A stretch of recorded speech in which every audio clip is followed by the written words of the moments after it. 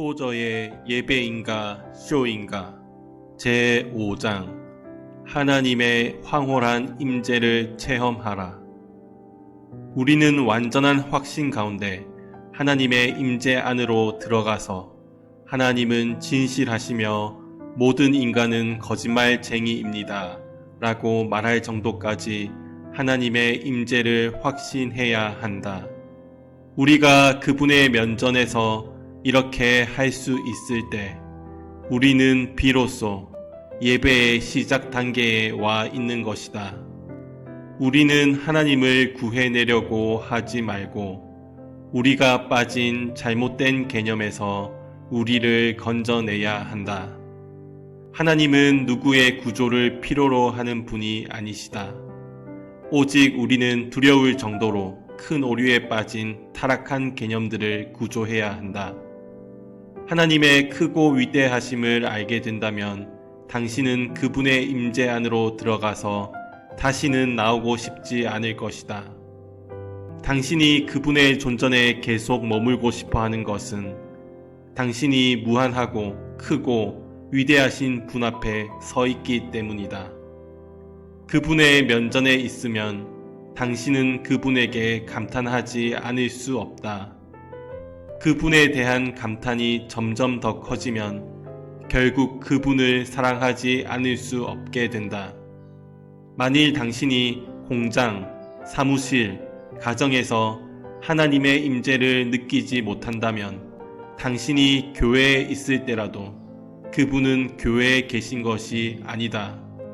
오늘날 교회는 지극히 높으신 하나님을 다시 바라보아야 한다.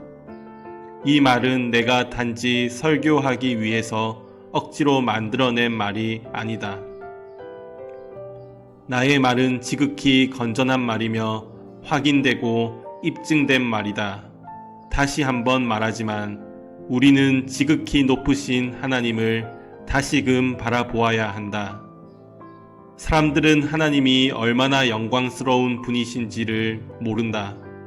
오늘날의 기독교가 보여주는 하나님은 사람들이 친구처럼 쉽게 어울릴 수 있는 나약한 싸구려 하나님이다. 그분은 이웃집 아저씨 정도로 여겨진다. 그분은 당신이 어려움에 처했을 때 도와주고 당신이 평안할 때는 당신을 그냥 내버려 두는 분으로 여겨진다. 우리는 아브라함과 야곱의 하나님을 누구든지 언제나 쉽게 도움을 청할 수 있는 박제된 하나님으로 만들어버렸다. 사람들은 개그맨이 난데없이 저속한 농담을 건네는 것처럼 자, 이제 잠깐 기도합시다 라고 가볍게 말한다.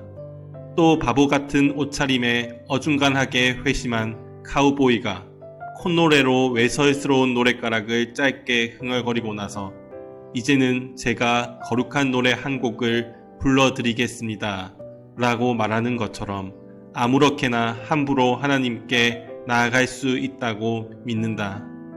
이런 잘못된 믿음 때문에 사람들은 불경스럽게 그분에게 나아간다. 그러나 이 모든 것은 그분의 영광과 위대하심을 모르기 때문에 일어나는 일들이다. 과거 영적 거인들은 하나님의 임재를 깊이 체험하고 그 체험을 평생 기억하면서 살아갔다. 캄캄한 어둠의 공포가 아브라함에게 닥쳤을 때처럼 혹은 불타는 떨기나무 가운데서 그를 부르시는 하나님을 뵙기를 두려워하여 모세가 그의 얼굴을 숨겼을 때처럼 처음 하나님을 만났을 때에 그들은 모두 두려움에 사로잡혔을 것이다. 그러나 대개의 경우 얼마 후 그 두려움은 즐거운 외경심으로 바뀌어 그 상태를 유지하다가 결국 하나님께 가까이 있다는 경건한 감정으로 변화한다. 중요한 것은 그들이 하나님을 체험했다는 사실이다. 만일 성도들과 선지자들이 하나님을 체험하지 못했다면 그들의 변화된 삶을 설명할 수 있을 만한 다른 근거는 없다. 하나님을 체험하지 못한 사람이 어떻게 그들처럼 살 수 있겠는가? 그들이 수많은 세대에 걸쳐서 끼친 막대한 영향력을 어떻게 달리 설명할 수 있겠는가? 그들이 그토록 큰 일들을 할 수 있었던 것은 그들이 의식적으로 하나님과 교제를 나누며 일했고 자신에게 임하신 하나님께 기도드린다는 확신을 가지고 기도했기 때문이다. 우리 믿음의 조상들은 하나님이 우리와 함께 계시다는 느낌이 너무나 황홀하다고 우리에게 증거했고 우리도 이것을 체험적으로 알고 있다. 이런 체험적인 인식이 있기 때문에 세상 사람들이 아무리 기독교를 공격해도 흔들리지 않는다. 이런 인식 때문에 적이 아무리 우리를 흔들어대도 우리는 쓰러지지 않는다. 자기에게 임재하신 하나님을 예배하는 사람들은 불신자들의 반대에도 전혀 요동하지 않는다.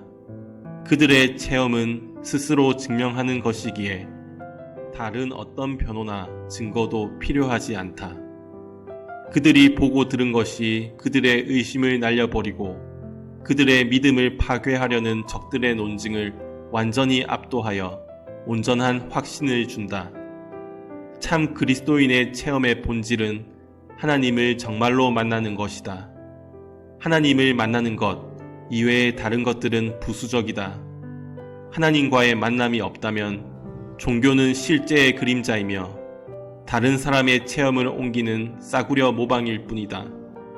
유년기부터 노년기까지 교회 안에 살면서 눈이 있어도 보지 못하고 귀가 있어도 듣지 못하고 영혼이 있어도 사랑하지 못하고 오직 신학과 논리가 합성해낸 신만을 안다면 그것이야말로 크나큰 비극이 아닐 수 없다. 오직 하나님만이 중요하다는 강력한 감정이 신자를 순식간에 사로잡을 수 있다. 이 감정은 그의 삶과 사상 속으로 깊숙이 파고들어가 그의 모든 판단과 가치관에 영향을 미친다. 그러면 그는 자신이 사람들의 견해로부터 자유롭다는 것을 느낀다. 그는 오직 하나님만을 기쁘게 해드려야 한다고 갈망하게 된다. 그는 자신이 하늘에 계신 아버지를 기쁘게 해드린다고 확신할 때 가장 큰 기쁨을 느끼게 된다. 하나님께 나아갈 때 우리는 그분과 우리 사이의 관계에서 주도권을 가지고 적극적으로 나서는 분은 우리가 아니라 하나님이시라는 것을 확신하면서 그분의 존전으로 나아가야 한다. 우리가 시끄럽고 분주한 활동을 전부 그치고 하나님의 음성을 듣고 그분을 느낄 수 있게 될 때까지 그분은 기다리신다. 그런 시간이 되어서야 비로소 우리는 우리의 주의를 성삼위 하나님께 집중시킬 수 있다. 성부, 성자, 성령 중에서 어떤 분이 현재 우리의 관심을 끌려 하시는지는 중요하지 않다. 성령님이 현재 우리가 가장 주목해야 할 분을 우리의 마음에 떠오르게 하시리라고 믿기만 하면 된다.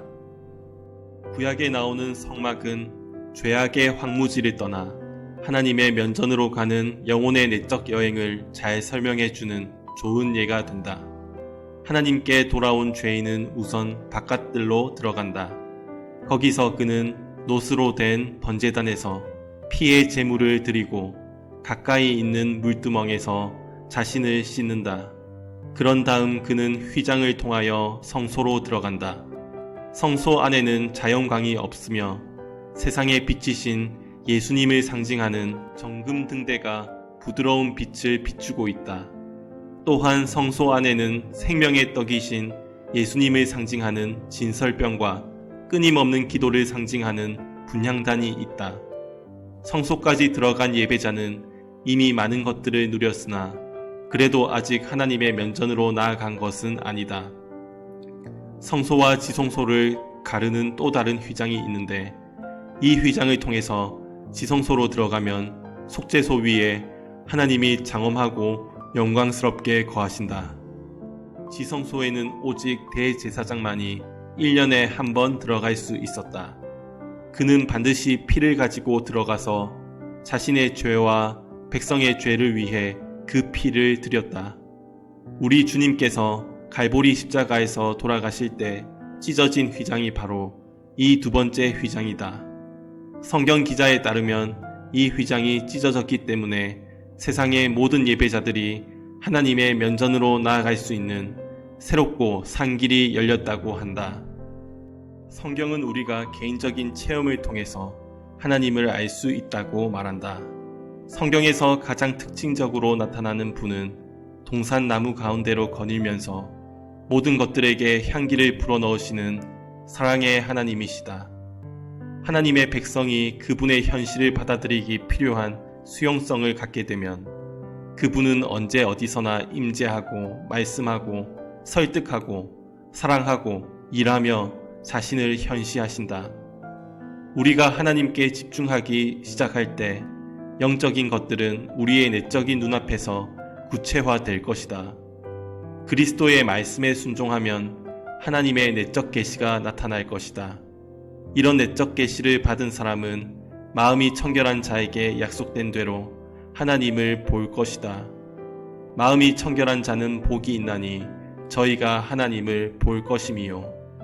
그렇게 되면 하나님에 대한 새로운 의식이 우리를 사로잡을 것이며 우리는 우리의 생명이 되시며 우리의 모든 것 되시는 하나님을 맛보고 내적으로 느끼고 그분의 말씀을 듣기 시작할 것이다. 참빛, 곧 세상에 와서 각 사람에게 비치는 빛이 계속 비칠 것이다. 우리의 영적 능력이 더욱 예리하고 확실해질수록 하나님은 그만큼 우리에게 위대한 모든 것이 되실 것이며 그분의 임재가 우리 삶의 영광과 경의가 될 것이다. 하나님의 임재의 현시, 즉 그분의 임재의 나타남은 그분의 임재와는 다르다. 임재의 현시 없이 임재가 있을 수 있다. 다시 말해서 우리가 전혀 의식하지 못한다고 해도 하나님은 여기에 계실 수 있다. 한편 우리가 그분의 임재를 의식할 때에만 그분은 현시하신다. 우리 편에서 해야 할 일은 하나님의 영에 순종하는 것이다. 왜냐하면 우리에게 성부와 성자를 보여주시는 분은 성령님이시기 때문이다. 우리가 사랑과 순종 가운데 성령님에게 순종한다면 하나님은 우리에게 자신을 나타내실 것이다. 하나님의 얼굴빛으로 밝게 빛나는 삶과 명목상 그리스도인의 삶을 구분하는 것도 바로 이런 하나님의 현시가 있는지 없는지를 보면 된다. 하나님의 보편적 임재는 사실이다. 하나님은 지금 여기에 계신다. 온 우주는 그분의 생명으로 가득하다. 그분은 이상하고 이질적인 신이 아니라 수천 년 동안 죄악에 빠진 인류를 사랑으로 감싸오신 우리 주 예수 그리스도의 친근한 아버지이시다. 이 하나님은 언제나 우리에게 자신을 계시하시고 우리와 대화하기 위해서 우리의 주의를 끌려고 애쓰신다. 우리에게 접근해 오시는 그분에게 반응하기만 하면 그분을 알 수 있는 능력이 우리 안에 있다. 그렇다. 하나님은 바로 우리를 찾으시는 하나님이시다. 믿음과 사랑과 훈련을 통해 하나님께 반응하는 우리의 수용성이 더욱 온전해질수록 우리는 그분을 더욱 많이 알게 될 것이다. 하나님의 임재는 기독교의 핵심 진리이다. 기독교의 메시지의 핵심에 계신 하나님은 그분의 구속받은 자녀들이 그분의 임재를 명확히 의식하기 바라는 하나님이시다. 그러나 안타깝게도 현재 유행하는 기독교는 그분의 임재를 단지 이론으로만 알고 있다. 따라서 그분의 임재가 현재의 신자들에게서 실현될 수 있다는 그들만의 특권을 강조하지도 않고 우리의 영적 지유가 하나님의 면전에 있다고 말로만 가르칠 뿐 그분의 임재를 체험해야 할 필요성에 대해서는 침묵한다. 현재 유행하는 기독교에서는 맥체인 같은 사람을 움직였던 불같은 열정을 찾아볼 수 없다. 현재 세대의 그리스도인들은 그들의 영적 지위가 하나님의 면전에 있다고 말하면서 자신들을 위로할 뿐이다. 불타는 정열 대신 천박한 만족이 있을 뿐이다. 우리는 우리의 영적 지위에 안주하는 것으로 만족할 개인적인 체험의 부재에 대해서는 거의 신경을 쓰지 않는다. 대체로 경건한 두려움, 경외심을 가져다 주는 하나님의 임재가 우리 가운데 없다는 것이 오늘날의 문제이다. 감미로운 오르간 소리나 아름답게 디자인된 창문을 통해 들어오는 햇살로는 경건한 두려움이나 경외심을 불러일으킬 수 없다. 기획된 예배나 계산된 예배 인도자의 멘트로도 하나님의 임재를 만들어낼 수 없다. 비스킷을 들어 올리고 이것이 하나님이다 라고 주장한다고 해서 경건한 두려움과 경외심이 생기는 것은 아니다. 무의미한 의식을 아무리 다양하게 시행해 본들 경건한 두려움과 경외심은 생겨나지 않는다. 이런 이교적인 것들 앞에서 사람들이 느끼는 감정은 하나님을 향한 참 두려움이 아니다. 그것은 미신적인 두려움에 지나지 않는다. 하나님을 향한 참 두려움은 아름답다. 왜냐하면 그것은 예배요, 사랑이며 경외이기 때문이다. 그것은 하나님이 계시기 때문에 느끼는 높은 수준의 행복감이며 그분이 계시지 않으면 차라리 죽음을 택할 정도로 그분을 기뻐하는 일이다. 이런 하나님을 예배하는 사람은 나의 하나님, 언제나 저에게 하나님으로 계셔 주시기 바랍니다. 그렇지 않으시다면 저는 차라리 죽는 것이 낫습니다. 하나님 이외에 다른 신을 생각한다는 것은 있을 수 없는 일입니다. 라고 기도하게 될 것이다. 참 예배는 애정의 대상을 바꾸겠다는 생각은 꿈에서조차 하지 않을 정도로 하나님을 향한 인격적인 사랑에 빠져드는 것이다.